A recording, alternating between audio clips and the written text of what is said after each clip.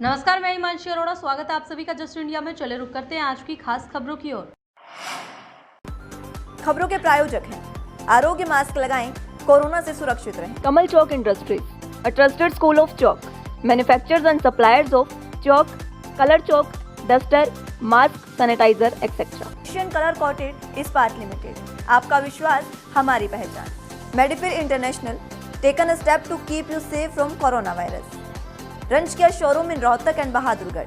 Showroom पर आएं, test drive लें और गाड़ी बुक कराएं। हर्ष शिकारा ने जेल से बाहर आते ही सपना चौधरी और वीर साहू को लेकर बड़ा बयान दिया। देखिए क्या कुछ कहा। शिकारा ने सिर्फ और सिर्फ शुभकामनाएं दी थी। शुभकामनाएं का मेरे पे केस होया, उस केस में मेरे को अंदर डाल दिया। अंदर डालना किस कारण? अंदर डालने का कारण ये था, उनकी सरकार है, उनकी अच्छी चलती है, उनकी अच्छी पकड़ है। हम एक आम आदमी है, हमारे पास कुछ नहीं है। क्यों नहीं है? क्योंकि समाज सेवी का कौन होता है? समाज सेवी का सिर्फ समाज होता है, भाईचारा होता है, जो हमारे साथ यहाँ खड़ा हुआ है। इसमें सबसे मेन कारण हरासमेंट करना था। अंदर डाला, जब हम अंदर गए जेल के अंदर, हालांकि जो थाने की प्रशासन थी उन्होंने बहुत अच्छे से हमारे को कोऑपरेट किया और हमारे साथ एक नंबर का व्यवहार किया। उनके व्यवहार में कोई कमी नहीं थी। लेकिन जब हम जेल के अंदर गए तब हमारे को पता चला हमारे साथ क्या षड्यंत्र हो रहा। मेरे को और मेरे भाई नवीन मायना पंगाड़ को, दोनों को एक स्पेशल सेल में डाल दिया, जिसमें ना ही पानी की सुविधा थी, ना ही बिजली थी, ना ही कुछ भी था। हर 15 मिनट में प्रशासन हमारे को आता था, परेशान करता था। लगातार 4 दिन हो लिए, 4 दिन से हम अंदर हैं। 4 दिन तक ना ही तो हमारे को सोने दिया, ना ही हमारे को बैठने दिया, ना ही हमारे को उठने दिया, ना ही हमारे को कुछ खाने का दिया। हमारे साथ वो सलूकी की गई है जैसे कि हम सबसे बड़े इस राष्ट्रीय आतंकवादी, हाँ, हमने घोर अपराध कर दिया। उससे दूसरा, अगर प्रशासन वालों से हम पूछ रहे थे, जेल के अंदर की बात बता रहा हूँ मैं, ये हमारे साथ ऐसी सलूकी क्यों करी जा रही है, तो उनका जवाब ये था, तुम कांडी ऐसा करता रहे हो, सरकार तक क्यों पंगा ले थे। हरियाणा के मुख्यमंत्री और हरियाणा साहित्य अकादमी के अध्यक्ष मनोहर लाल ने आगामी 18 नवंबर को अकादमी परिसर पंचकुला में स्थापित 3 कालजयी साहित्यकार संत कवि सूरदास, बाबू बाल मुकुंद गुप्ता और लोक कवि पंडित लक्ष्मीचंद की प्रतिमाओं का लोकार्पण करेंगे। इस बारे में जानकारी देते हुए अकादमी के निदेशक डॉक्टर चंद्र तिरखा ने बताया कि इस कार्यक्रम में कई प्रमुख साहित्यकार और सभी अकादमियों के पदाधिकारी भी उपस्थित होंगे। उन्होंने बताया कि प्रतिमा लोकार्पण के अगले चरण में महाकवि सूर्यकांत त्रिपाठी निराला, राष्ट्र कवि रामधारी सिंह दिनकर और महान कवित्री महादेवी वर्मा की प्रतिमाएं भी लगाई जाएंगी। इनके प्रकाशित साहित्य पर शोध के लिए अकादमी परिसर में ही एक विशेष अध्ययन केंद्र भी स्थापित किया जा रहा है।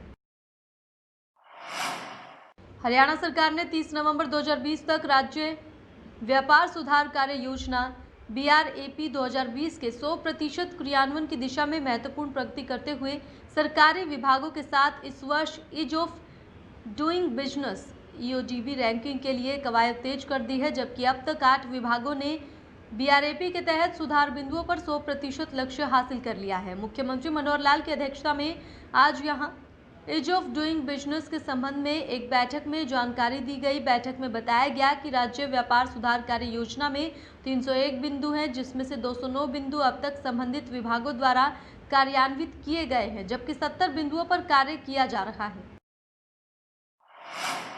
एक बार फिर से हरियाणा में कोविड संक्रमण और मरीज तेजी से बढ़ रहे हैं।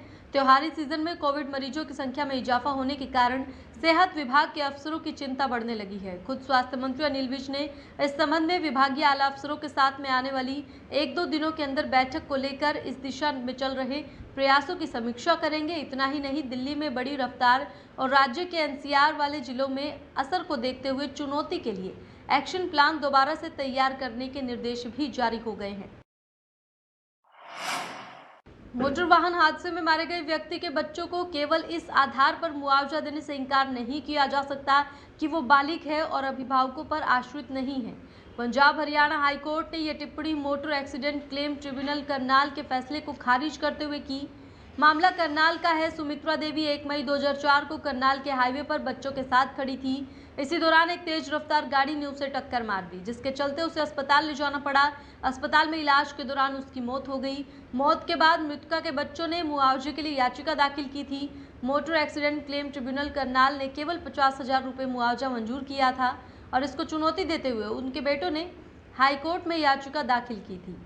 याचिका का विरोध करते हुए बीमा कंपनी ने कहा कि ट्रिब्यूनल ने जो मुआवजा तय किया है वो पर्याप्त है और इससे अधिक कुछ और नहीं दिया जाना चाहिए। इसके साथ ही ये भी कहा कि याचिकाकर्ता बालिग है और ऐसे में उन्हें अपनी मां पर आश्रित नहीं कहा जा सकता और वो मुआवजे के हकदार नहीं है। हाईकोर्ट ने इस दलील को सिरे से खारिज करते हुए कहा है कि बालिग होना मुआवजे से इनकार का आधार नहीं हो सकता। गृहिणी का घर में योगदान अमूल्य होता है, ऐसे में घर में दी गई सेवाओं का मूल्य 3500 रुपये प्रतिमाह लगाते हुए अन्य सभी पक्षों को देखकर हाईकोर्ट ने मुआवजे की राशि 8,32,500 रुपये तय की है। इस राशि को बीमा कंपनी को 7.5% ब्याज के साथ याची को सौंपना होगा। निकिता हत्याकांड में वर्ष 2018 में हुए अपहरण केस की दोबारा से जांच शुरू करने के लिए एसआईटी ने कोर्ट से अनुमति मांगी। न्यायिक दंडाधिकारी राकेश कादियान की कोर्ट ने सोमवार को इसकी सुनवाई पूरी कर ली। मंगलवार को कोर्ट फैसला सुना सकती है। यदि कोर्ट दोबारा से केस की जांच करने का आदेश देती है तो पुलिस अपहरण कांड की फिर से नए सिरे से जांच शुरू कर सकती है। वहीं हत्या के मामले में चेकिंग ऑफ चालान की सुनवाई भी पूरी हो गई है। बता दें कि मुख्य हत्यारोपी तौसीफ ने वर्ष 2018 में स्कूल से घर आते वक्त बहाना बनाकर निकिता तोमर का अपहरण कर लिया था। परिजनों ने समय रहते पुलिस को सूचना दे दी थी। इससे पुलिस ने 2 घंटे में निकिता को बरामद कर लिया था। सरकार ने एसआईटी गठित कर अपहरण केस को फिर से खोलने का निर्णय लिया है। परिजनों ने भी पुलिस से इस केस को फिर से जांच करने की मांग की है, इसलिए पुलिस ने कोर्ट में याचिका दायर कर केस को रीओपन करने की अनुमति मांगी है। कुरुभूमि की पहचान महाभारत युद्ध और गीता उपदेश स्थली के रूप में विश्व भर में है, लेकिन अब कुरुक्षेत्र की एक और पहचान बन रही है। कुरुक्षेत्र संग्रहालयों की नगरी भी होगा। शहर में एक और संग्रहालय बनने जा रहा है। खास बात यह है कि गीता पर विश्व में ये पहला संग्रहालय होगा। इसमें जहां विश्व भर की दुर्लभ गीता पांडुलिपियों का संग्रह होगा, वहीं ये वर्चुअल वर्ल्ड भी होगा, जिसमें holographic image, lighting, projection light और मैपिंग से पर्यटकों को महाभारत की धरा पर होने का एहसास होगा। 10 करोड़ से तैयार होगा म्यूजियम।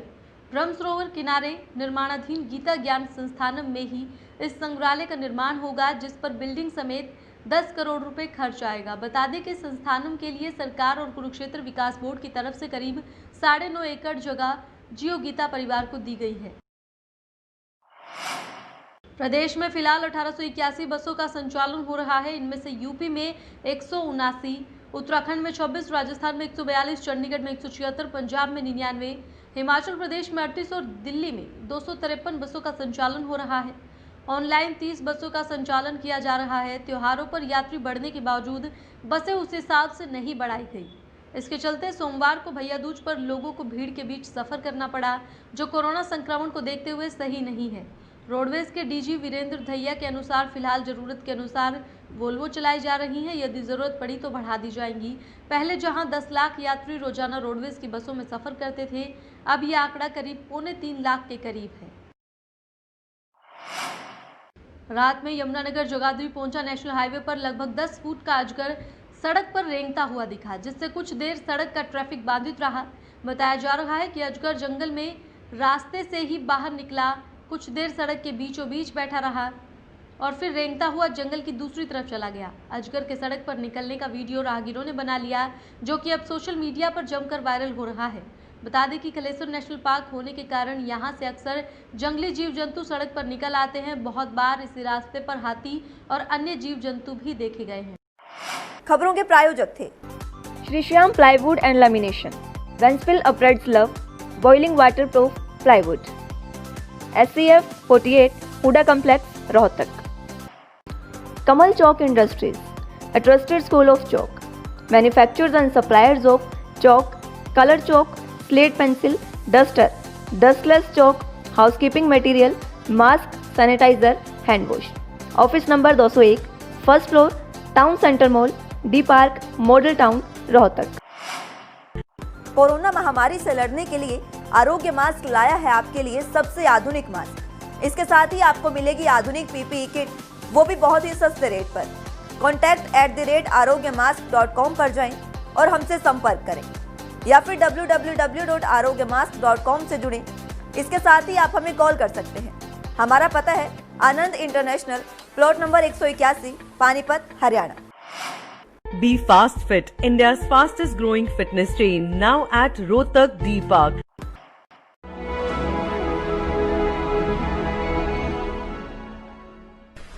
चाचा, आपने नया घर बनवाया है तो घर की छत पर कौन सी शीट लगवाई है?